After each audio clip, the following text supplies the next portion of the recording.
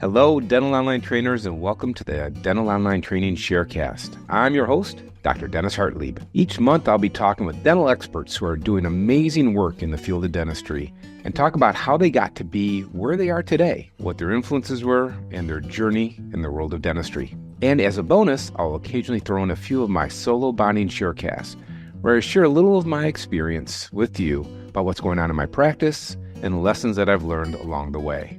So tune in every other week to hear our latest episode.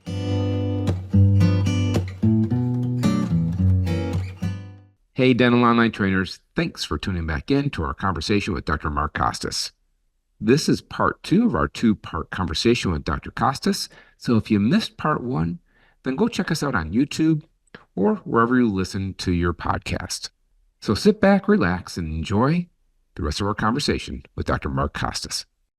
So we got some serious issues, unfortunately. We'll tackle that in a few minutes because I want to talk about your Dental Success Network and stuff. I am curious, and so I am singularly focused. I am the worst person. If you ask someone to multitask, I can't do two things at once. I am the least able to multitask, and I think about people like you, Mark, that are able to not only your hands are all over in different things. But I think about people who can run multiple practices, and my brain can't conceive of that. Like, I cannot talk and do dentistry at the same time. My partner, Chris, he can have a full-blown conversation and do his best dentistry. I'm silent, and I suspect that you could probably talk and do dentistry at the same time.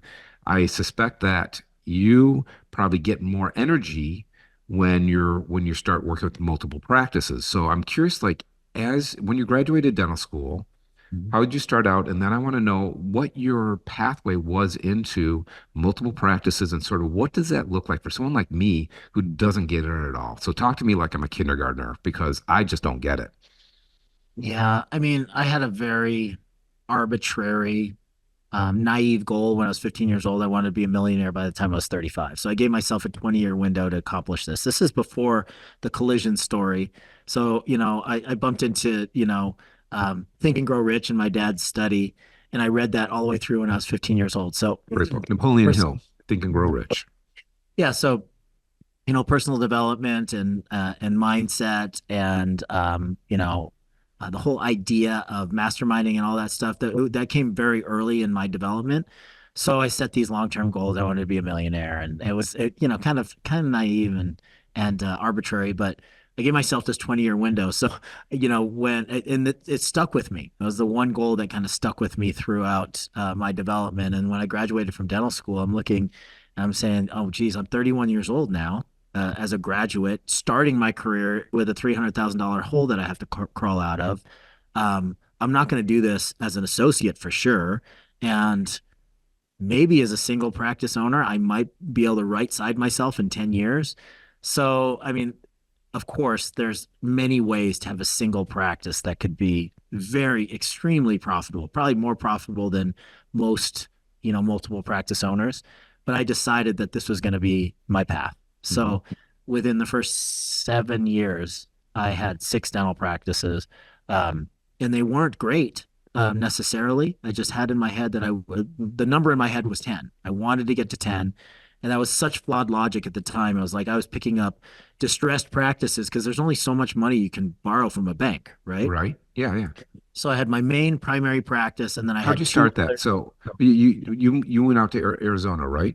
Mhm. Yep. And That so was how did you decide Arizona? Was your family there at the time?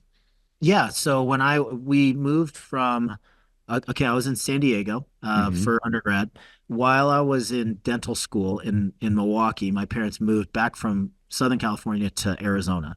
Very Okay. close with my parents. So when I graduated from dental school, I realized that La Jolla, not the best place in the world to try to open a dental Yeah. practice from a Okay. demographic standpoint, even back then.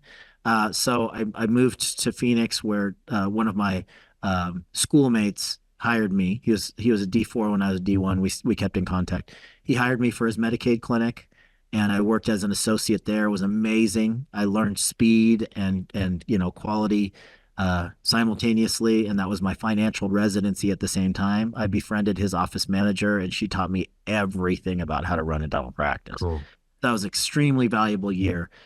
But I couldn't take the heat. I didn't like the traffic. I wasn't a huge fan of Phoenix. So I found this opportunity up in this sleepy little town called Prescott Valley, Arizona. Bought my first practice in Prescott Valley, Arizona. That turned into 3, and that turned into 6, and that turned into 10, and then 16. Okay, hang on. So So, yeah. all right, so I get the 1, and then that's where I get Yeah. lost. Okay, I got the 1.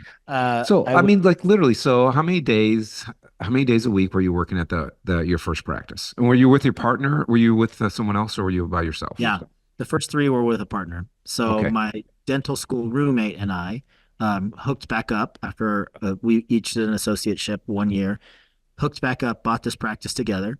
Yeah. Um, Interestingly, sight unseen for me, I purchased the practice, signed the papers. Sunday night before my first night on Monday, my wife and I drove up from Phoenix, and I looked in the window of the practice that I had purchased for $320,000 for the very first time.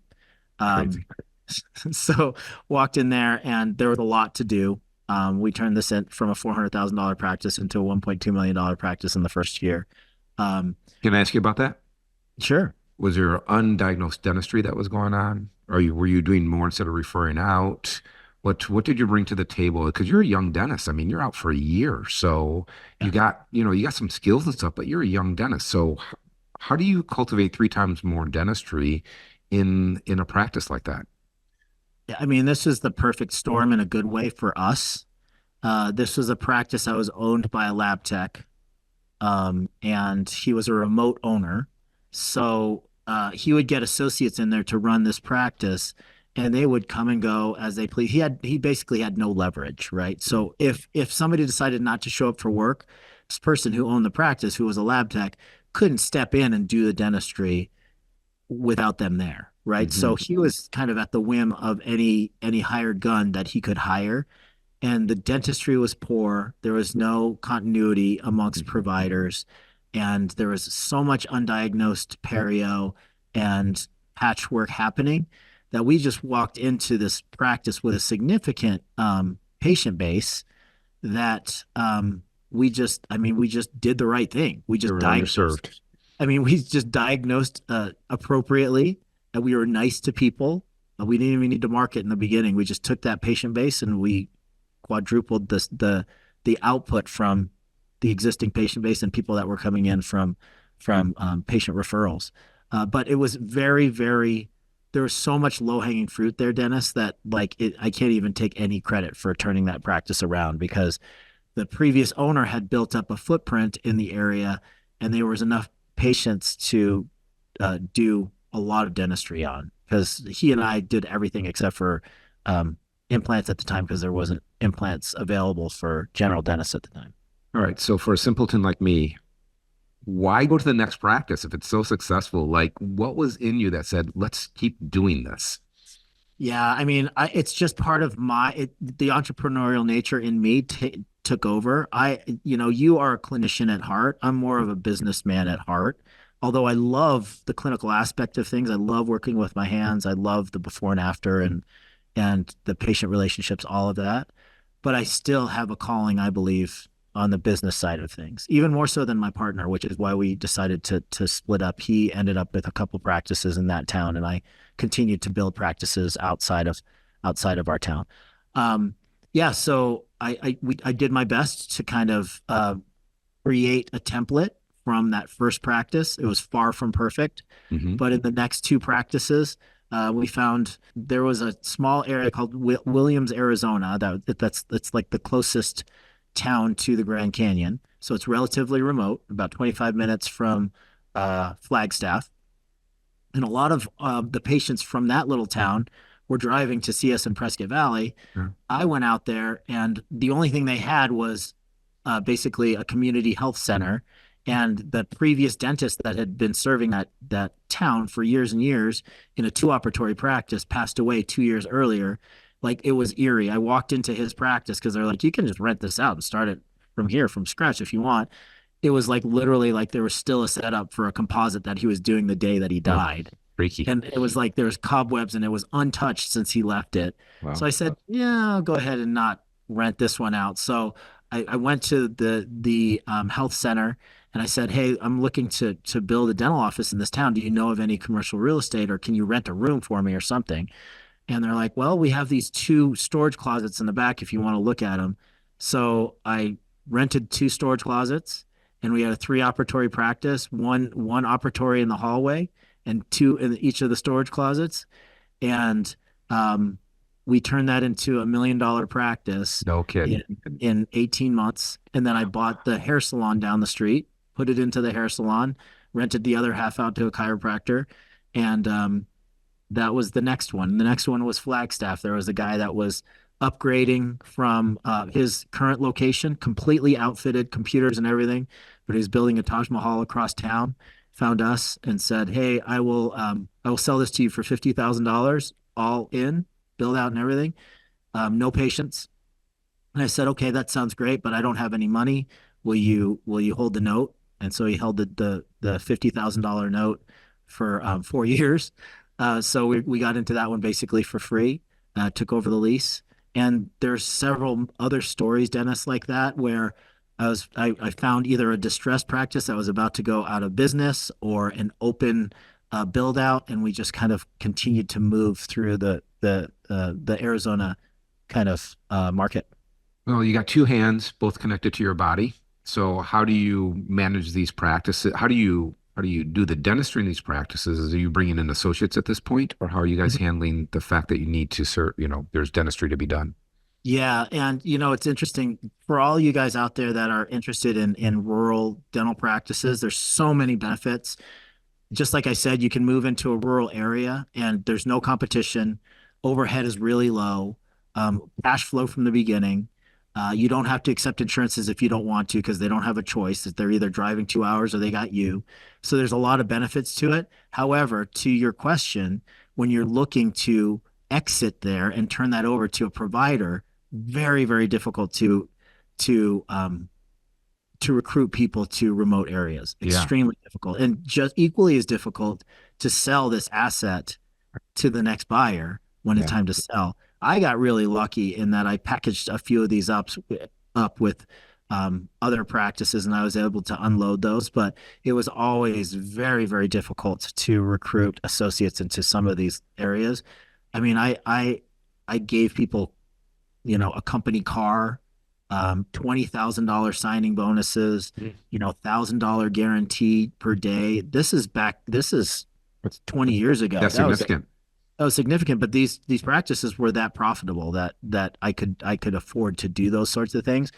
But if you are interested in rural dentistry, I say by all means go for it, but just realize that it's a cash flow play and you're probably not going to get a lot of help out there. So you're going to be the primary provider in most cases, and there's not going to be a big market for you to unload that to a DSO or even a secondary buyer when you're ready to retire. So it's a great lifestyle business. It's a cash flow business. Sock that money aside because you're not going to get a huge windfall when you sell the practice. That's very interesting. Nothing I thought about. And I do know in Wisconsin, there are dentists that are just walking away from their practices that they would gladly give their practices to dentists because they want to have their patients served, but very few people want to go to these rural communities. And there's so much need and so much opportunity. But you got to want to live in a rural environment, and that can be real challenging for people coming out and stuff for sure. That's true. That's Yeah. true. But yeah, I mean, there's a unique story, Dennis, to every single one of these 16 practices.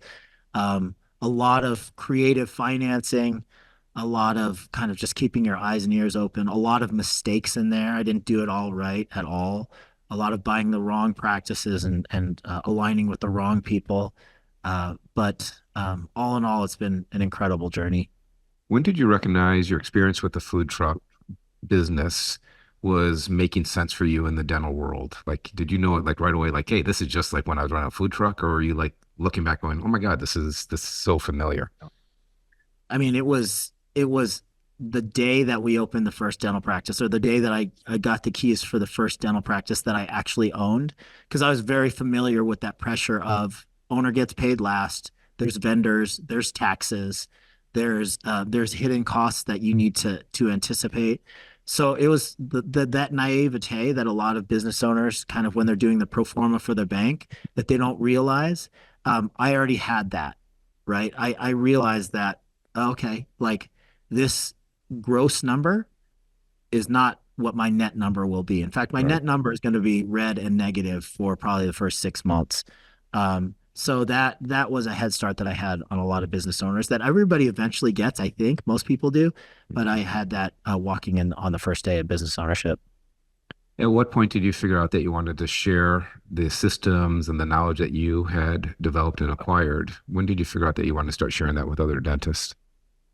Yeah, one of my entrepreneurial ventures, Dennis, was dental assisting school. We had Mhm. such a difficult time getting dental assistants in this area that I created a dental assisting school. I created the curriculum for it, and then I opened up. I took the curriculum, presented it to the State Board of Post-Secondary Education, and created a 13-week dental assisting school out of my flagship practice, out of my big practice. And it was great because it was a nice side income, but more than anything, I was able to cherry pick the best students. Feeder, And feeder into your practices. How nice. yeah, like literally some of these people stayed with me for 20 years. The entire time that I owned dental practices, they stayed with me. They were the best. I was able to get paid tuition in order to recruit them into my dental practices. So Mhm. that was one of my first entrepreneurial ventures. And then people started asking me if I could like share this with them, like friends, colleagues from other states. And I decided to package this thing and license it. And so I started getting asked to speak on stages at dental conferences and stuff when this was a novelty. And I started speaking about, hey, buy a license to my dental assisting school. It's turnkey. You can open one of these in your own dental office. So that was how I first got my start on stages speaking in front of large groups of people. And then, when I was as this was going along, I was acquiring more and more practices, and now I had, 6, 8, 10 practices. And just part of my intro, I'd be like, yeah, and this other thing that I do, I'm a multiple practice owner, and I have these dental assisting schools. So then the uh, event managers and the speaking agents would start asking me to speak about not the dental assisting school now, but speak about multiple practice ownership and leadership and systemization and stuff. So when I started speaking about that, I had people starting to approach me about, can I coach them? Can I be a one-off consultant? Hmm. This is probably about 2012. And that turned into small groups, that turned into an official consultancy. And now we're one of the largest consultancies in the country. When you started working with dentists, do they have a common problem? Like this is a common pain point, or was there several different ones, but they fit into a similar bucket? What was it like? It took me a few years to realize that although most dentists feel as though they have a unique problem, most of dental dental practice problems fall into like one of 6 different buckets. It's usually foundational principles, the ability to acquire and retain patients, human resources, cash flow and overhead control. We have the patient experience. So there's usually a pain point usually falls into one of 5 or 6 different pillars, and that's kind of what I focus on in my coaching. Which one is the hardest one to correct? Human resources, hands down, always humans. Because I mean, without question, I mean, I love dentistry and I'm so grateful to be in this profession. But the biggest stressors in our practice continue to be, you know, the team members, right? Humans, for sure. Firing, I mean, hiring, and keeping people motivated and just all the stuff that goes about it. And especially for people like me that are just, my brain's clinical and I want to, my best day is like yesterday. I sat down for 6 hours, worked on one case, and then had a few patients afterwards. I mean, that's me. That's how I eat, and that's what I love. It's your But then sweet when you have spot. to, what's that? That's your sweet spot. It is for sure. But then when you have to deal with, someone's not coming in, someone's late, this isn't the first time. Then you have, different team members having these issues and that issue and stuff like that. You know, and I think and I know the people that we're hiring today, the young people that we're hiring today are different than the people that I hired 20 years ago. Yeah. And the sensitivity that I need to have, which is not natural to me, is so much more in demand and necessary with the newer generation. And so It's this is a big problem, I think, for old people like me, but I think everyone in general. I mean, it's universal. It is universal. Humans dealing with humans and having that additional responsibility uh, of keeping people motivated and retaining good people. Um, uh, there's no cookie cutter approach to it. That's what's so difficult about humans. Every human is uniquely different and uniquely motivated. Um, I mean, I could talk about just this for hours, And and I usually you I do, and usually that leads do. us into your Dental Success Network. So tell us a little bit about that, please. Yeah, so the Dental Success Network came about because we recognized that there was a ton of these free Facebook forums and other forums that had, say, chat rooms about different clinical procedures or practice management frustrations or whatever the theme of the day was. There was these free forums where you can go in and ask an innocent question that you truly wanted feedback about, and you'd get just roasted by your colleagues. Just awful.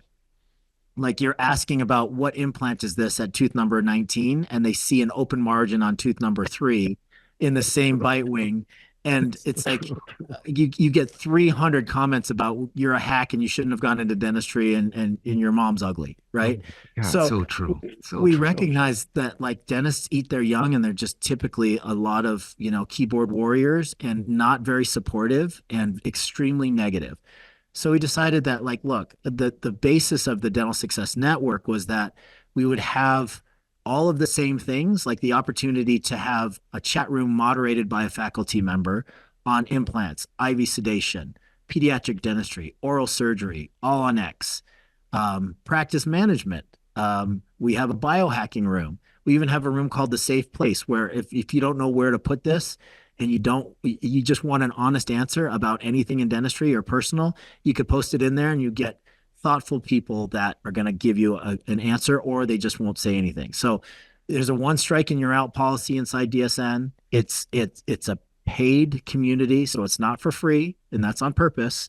So Mhm. not everybody gets in. You have to be a licensed dentist to get in there. No office managers, no hygienists, no dental students, just licensed dentists. You don't have to be a practice owner, but you have to be a licensed dentist. And one strike and you're out policy, no jerks allowed, no trolls allowed.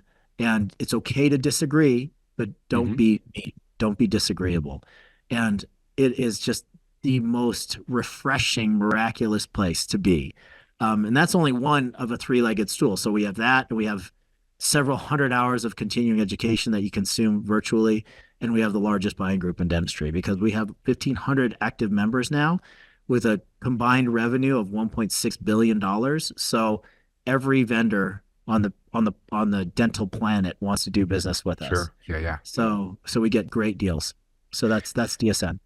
Yeah, there are certainly some forums out there that I mean, I had posted some stuff. It's like this is not worth the pain of trying to manage the comments that would come back. So what a great opportunity for there to be a safe environment because look, dentistry is hard enough, right? I mean, clinical dentistry is hard enough. Managing a practice, whether you're an owner or an associate, those both have different issues with being part of that.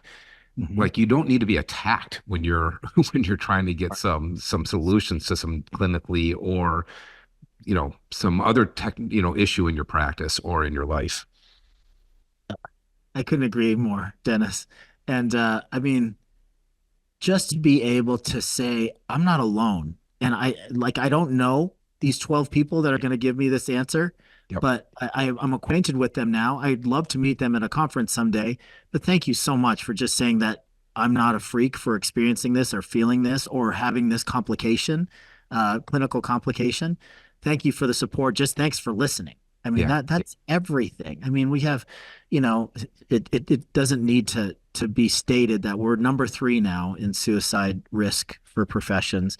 Number 1 is veterinary. Number 2 is family physicians. Number 3 is dentistry. We lost the top spot, luckily, Yeah. but it's a very isolating and It sad is. and lonely profession for a lot of people.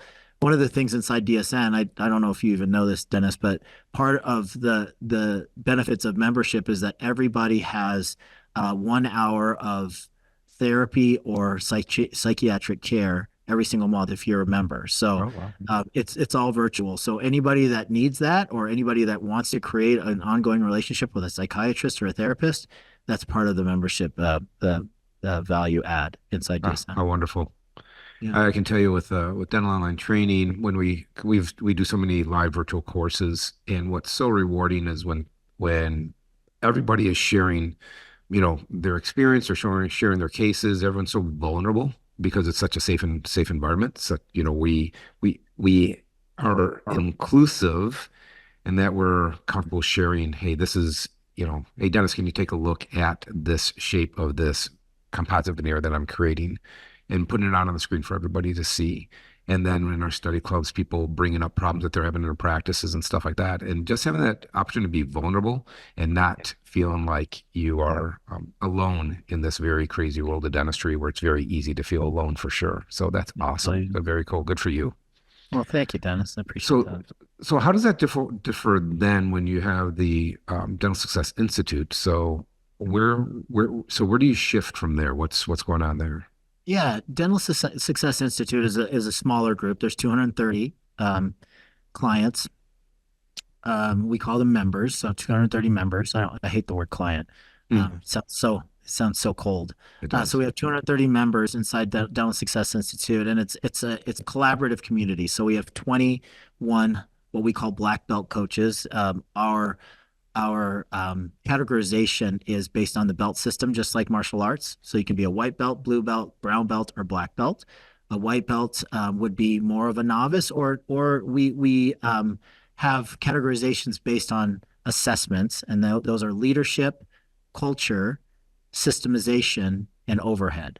So we have kind of buckets that you fall into. So you could be a white belt as far as your overhead and cash flow.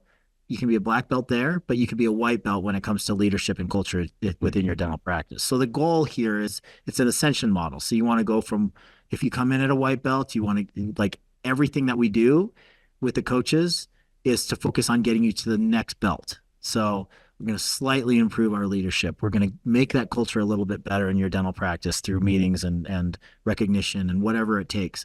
And then the systemization, we're going to complete that operations manual. We're going to get your onboarding tightened up. So we have very definitive kind of categorizations based on performance and self-assessments and numbers. So by the time you get to black belt level, which is about 25% of our membership, once you get to black belt doesn't mean you leave. The average person stays inside DSI for 7 years. Mm. So once you get to black belt, you have the opportunity to become a coach and to coach the other members within the group. So we have 21 black belt coaches now, and the coaches do the vast majority of the coaching, virtual coaching, and live one-on-one coaching. We have team training inside inside DSI. We have a whole department that focuses on analytics. So we work directly with your CPA or your bookkeeper. We give you financial reports every single month, and you get a coaching call based on your financial reports. So, and then we have live meetings throughout the year. So that's what DSI is as opposed to DSN. DSN is more of a virtual network. DSI is very, very hands-on and very collaborative. One of the things that makes us different in DSI about with other consulting companies is every chance we get, we mix the membership together. Most consultancies try to keep all of their clients separate because they don't want them comparing notes, Oh, right? Like, interesting. how Mhm. effective is this consultant being for you? They don't want them talking necessarily. We throw everybody in a large group and we share best practices as often as we get. And we have, that just leads to so many other things. That leads to Sure. friendship, collaboration, sharing best practices, support. There's just so many reasons to put like-minded people together. Very cool. You're very active. You guys have a uh, donation dental wing or an organization. You would talk a little bit about that, please. Yeah, Smile Outreach International, we're going on 2.5 years now. We founded this. The whole mission of Smile Outreach International is to be able to set up fixed clinics throughout the third world. I will be going on my third trip this year. This is our first full year of actual Your third trip this year. this year. So I went to Wow. Tanzania in January. I went to the Dominican Republic in July, and I'm going to Fiji next week. So the whole idea here is to go out into the field and do dental work on people that don't have access to care.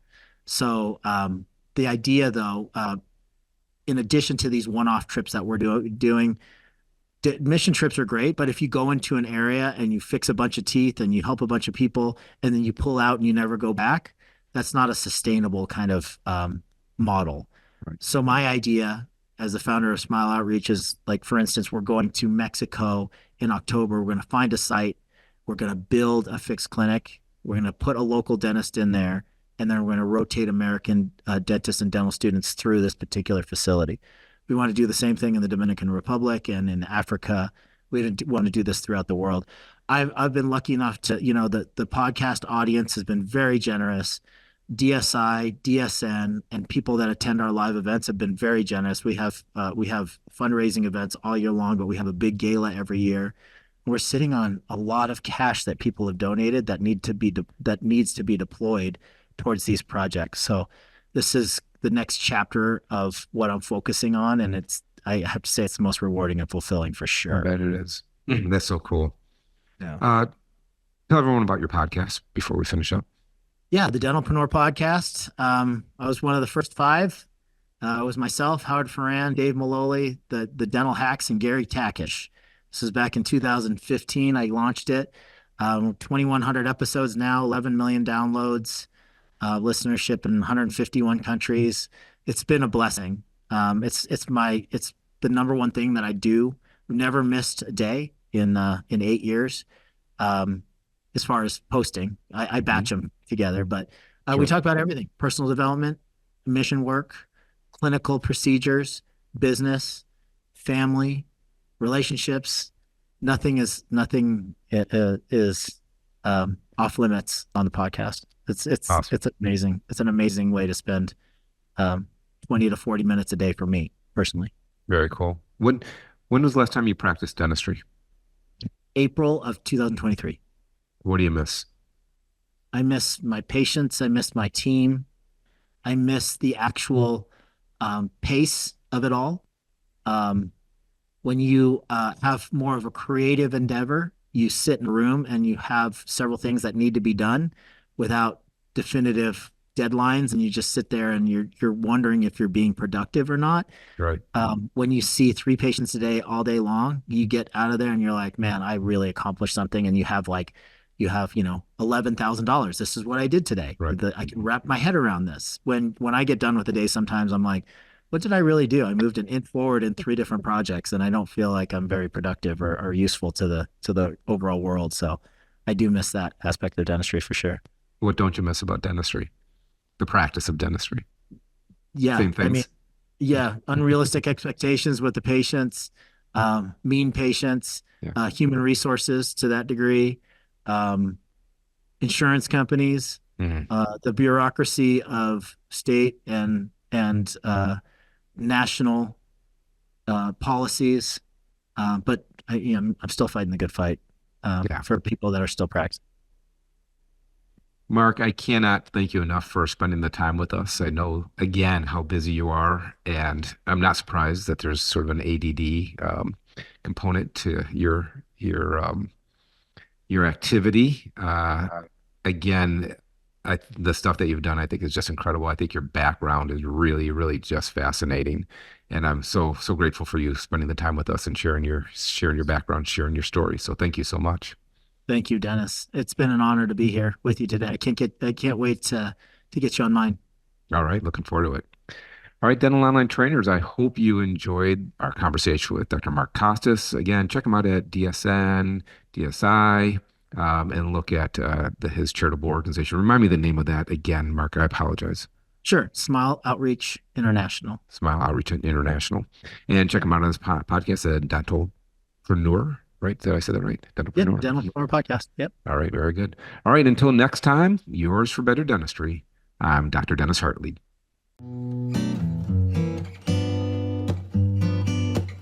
Well, thanks so much for listening or viewing our Sharecast today. If you enjoy this and you want to get more information from Dental Online Training, then check us out at dothandson.com. That's one word, dothandson.com. And hey, be sure to share this with your friends and colleagues, anyone who you think might benefit from this Sharecast. And please be sure to leave us a 5-star review if you enjoyed our conversation. This podcast is edited by Luna Clark and includes original music by Chris Peterson. And again, thank you for listening. Yours for Better Dentistry. I'm Dr. Dennis Hartlieb.